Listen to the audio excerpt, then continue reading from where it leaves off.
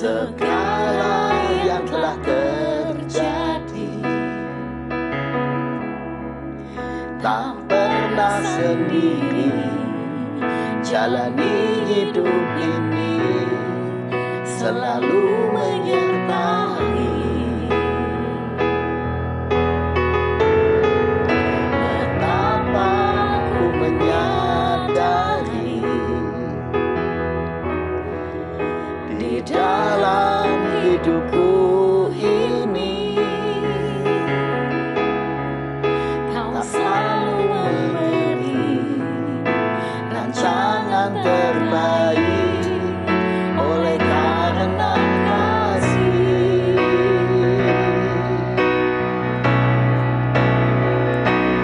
Bapa, sentuh hatiku, ubah hidupku menjadi yang baru, bagai emas yang murni.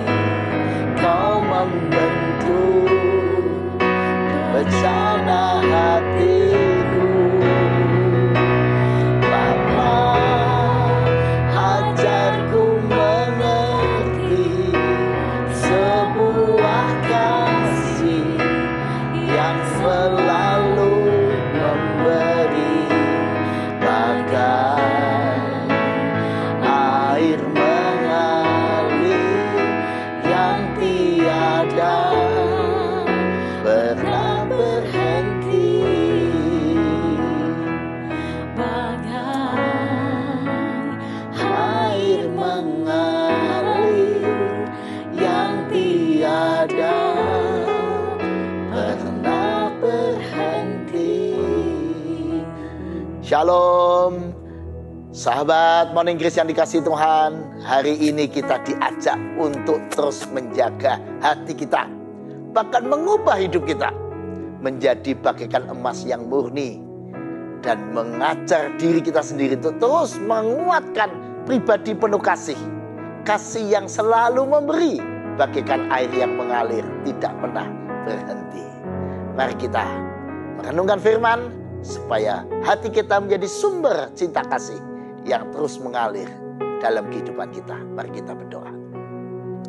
Ya Tuhan, jadikan hati kami yang penuh dengan keterbatasan ini terus menjadi hati yang dipenuhi oleh cinta kasih, yang menyatakan kasih Allah kepada sesama. Biarlah kami juga mampu mengendalikan diri kami dalam segala pergumulan kehidupan. Dalam nama Yesus kami berdoa. Amin. Sahabat Morning Grace yang dikasihi oleh Tuhan, Galatia 5 ayat 14 dan 15 mengingatkan kita demikian. Kasihilah sesamamu manusia seperti dirimu sendiri. Tetapi jikalau kamu saling menggigit dan saling menelan, awaslah supaya jangan kamu saling membinasakan. Nah, kasihilah sesamamu manusia seperti dirimu sendiri. Sebab kalau kita nggak hati-hati, kita bukannya mengasihi orang lain, bahkan kita bisa muncul berbagai macam perasaan terhadap orang lain. Bahkan bisa marah. Dan marah ini bahaya. Marah ini bisa bahkan kita bagaikan ular yang sakit, saling menggigit, saling menelan dan membinasakan. Nah, pernah dengar kan kisah tentang ular dan gergaji? Satu hari sang ular berjalan, tanpa dia sadari dia melewati dengan tubuhnya sebuah mata gergaji.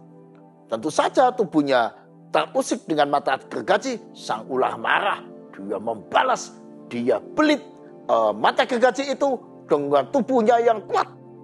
Tapi seiring dengan dia membelit mata gergaji itu, dia makin terluka. Karena mata gergaji itu kan tajam sekali. Nah, karena dia terluka, sang ular tambah marah. Dia lilit lebih kuat lagi, dia tidak kendorkan. Makin sakit dia karena mata gergaji itu melukai dan merobek kulitnya. Semakin sakit, yang tidak makin menyadari situasi, makin membelit lebih erat. Dan pada puncak kemarahannya, dia gigit mata gergaji itu. Dan tentu saja terluka parahlah dia. Tanpa dia sadari, dia kehabisan darah dan dia binasa. Nah, sudah dikasih Tuhan, kisah tentang ular dan mata gergaji tadi mengingatkan kita, hati-hati dengan marah atau kemarahan. Kenapa? Kemarahan kita bisa jadi menghasilkan kebodohan atau tindakan-tindakan yang bodoh.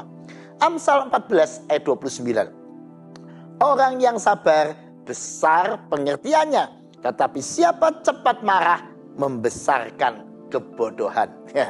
Orang yang cepat marah, yang besar kebodohannya. Tanpa dia pikir panjang, dia sudah berkata ini dan itu, dan kata-katanya bisa jadi menyakiti orang lain, melukai orang lain. Ya kalau itu sekedar orang lain, kalau itu anak kita, kalau pasangan kita atau sesama kita, siapapun orang lain di sekeliling kita, jangan sampai kita marah dan mengutuki kata-kata kasar.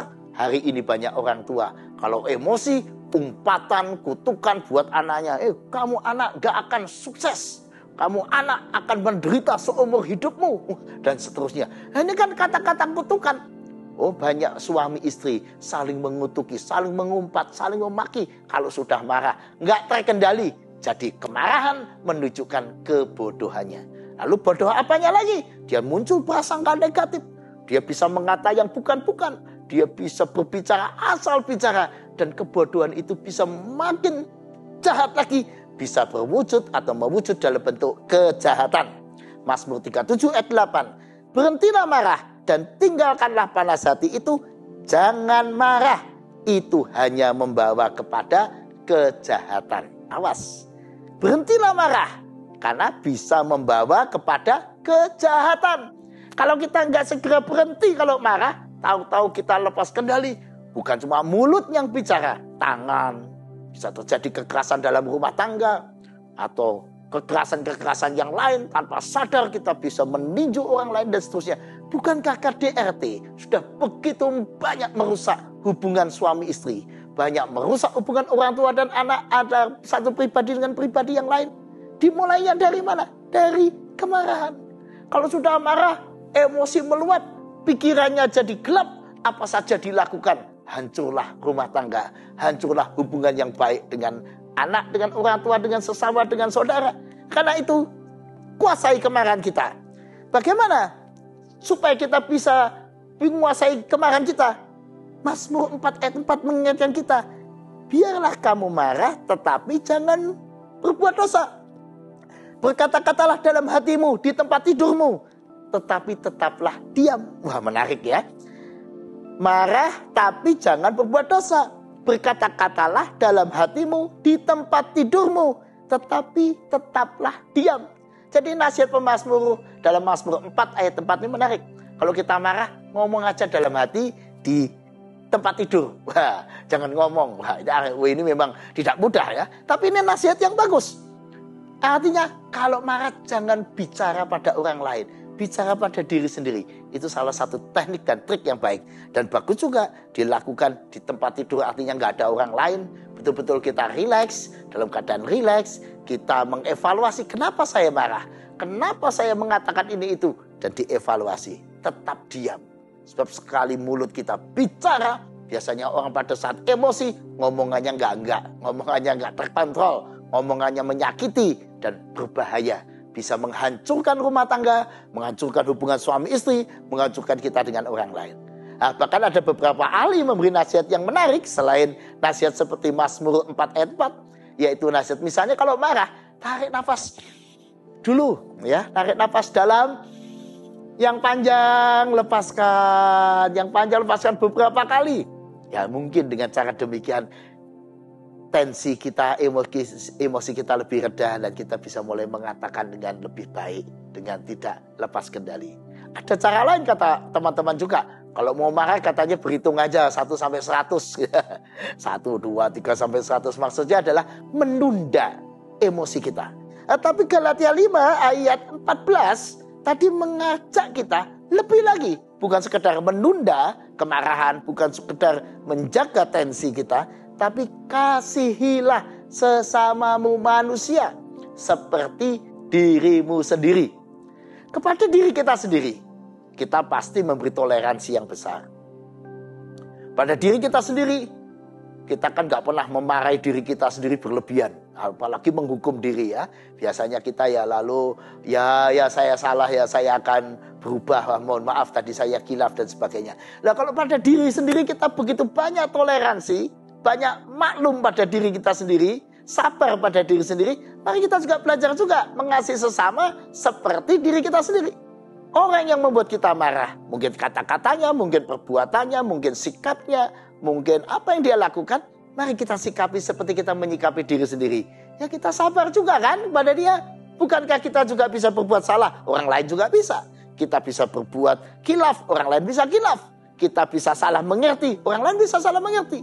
Mari kita mengasihi sesama dengan seperti diri sendiri.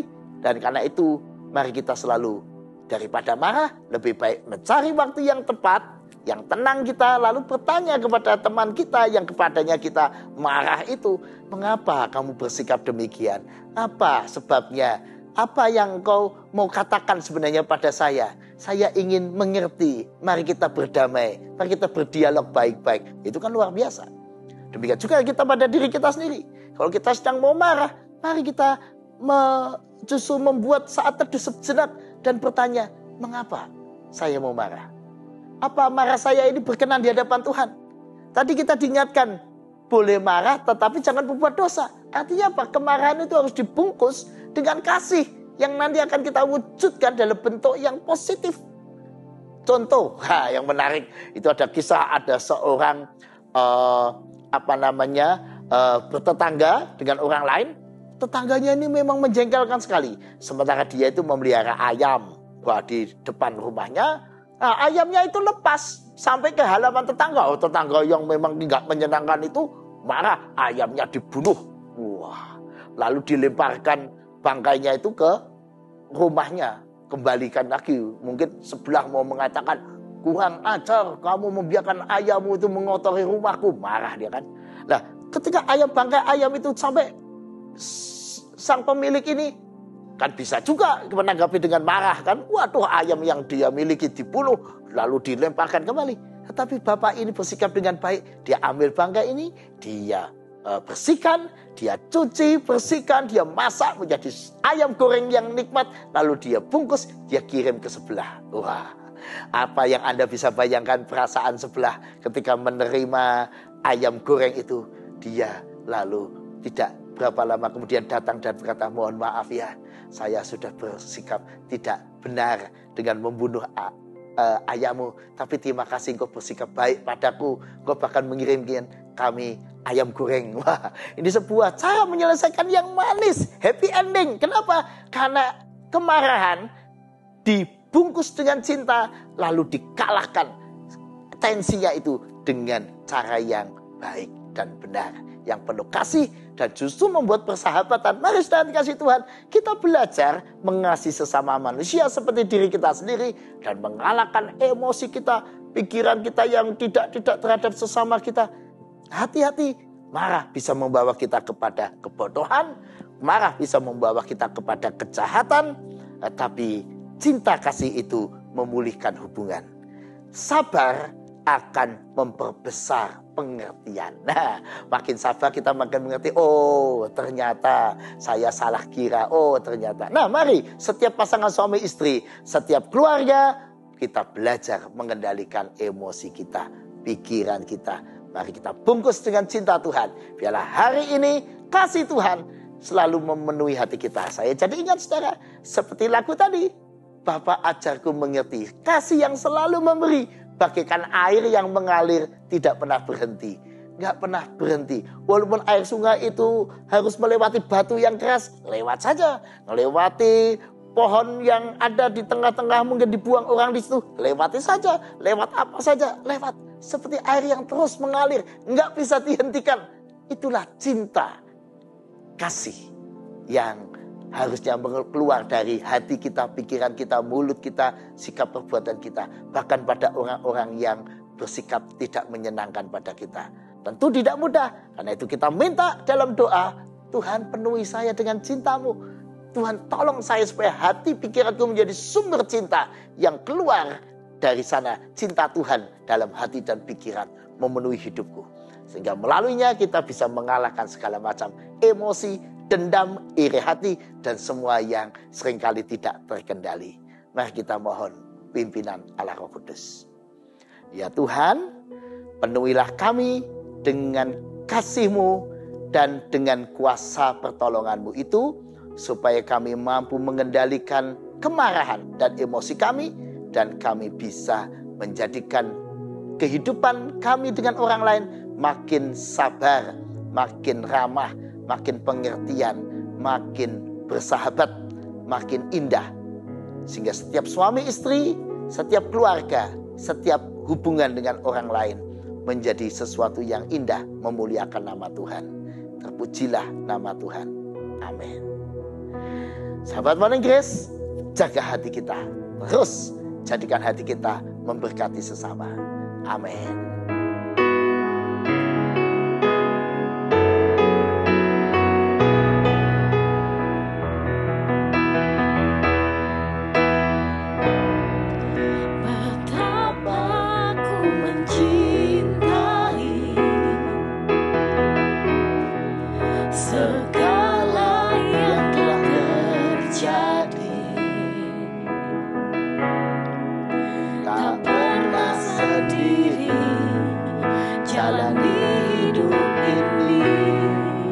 Selalu menyertai,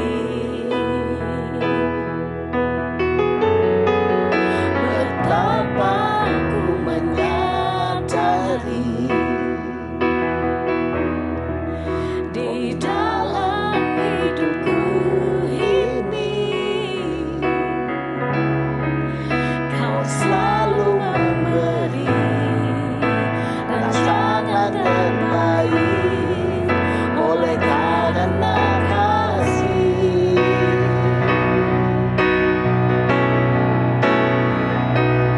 Bapa, sentuh hatiku, ubah hidupku menjadi yang baru, bagai emas yang